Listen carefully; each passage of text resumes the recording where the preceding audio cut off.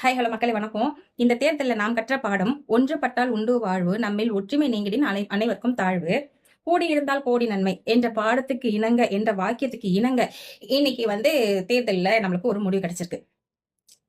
அத யாரு நான் மட்டும்தான் அப்படின்னு நினைக்கக்கூடிய தலைவர்கள் அவங்களுக்கு இந்த பாடம் மிகப்பெரிய எடுத்துக்காட்டா இருக்கும். சரி, நெக்ஸ்ட் மக்களுக்கு நான் ரொம்ப தேங்க்ஸ். காரணம் என்னன்னா, வரவே கூடாதுன்ற ஒரு தீய சக்தியை பணம் கொடுத்தாலும் பரவாயில்ல, நாங்க மக்கள்லாம் பணத்துக்கு ஏங்குறவங்க கிடையாது, நாங்க வாங்கிக்கிட்டு எங்களுக்கு தெரிஞ்சவங்களுக்கு ஓட்டு போடுவேன்னு சொல்லிட்டு ஒரு முடிவு பண்ணி சூப்பரா ஒரு விஷயத்த பண்ணிருக்கீங்க. புதுசா ஒருத்தர் வரட்டும் அப்படின்ற மாதிரி ஒரு எண்ணிக்கையில நீங்க ஓட்டு அளிச்சிருக்கீங்க, வாக்களிச்சிருக்கீங்க.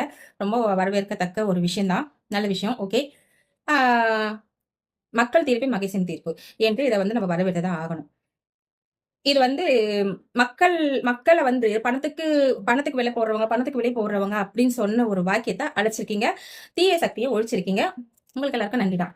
அதுக்கப்புறம் என்ன சொல்ல வரேன்னா, விஜய் ரசிகர்களுக்கு இவங்கெல்லாம் தற்கூரி என்று பேர் எடுத்த நீங்கள் இனி நாங்க தற்கூரி கிடையாது, வெற்றிக்குறி, ஆச்சரியக்குறி அப்படின்னு சொல்லி நீங்க காட்டணும். எப்படின்னா, இன்னைக்கு பெண்களுக்கு பாதுகாப்பு இல்லாம இருக்குது.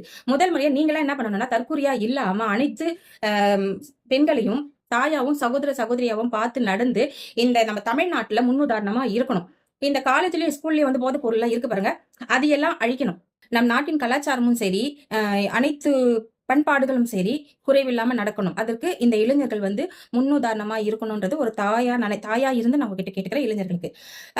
நம் நாடு நம் கையில், நம் நாட்டை யாருக்காகவும் எதற்காகவும் விட்டு கொடுக்க கூடாது.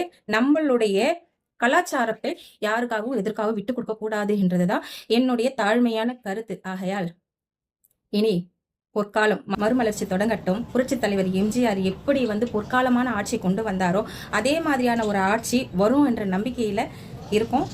நன்றி, வணக்கம்.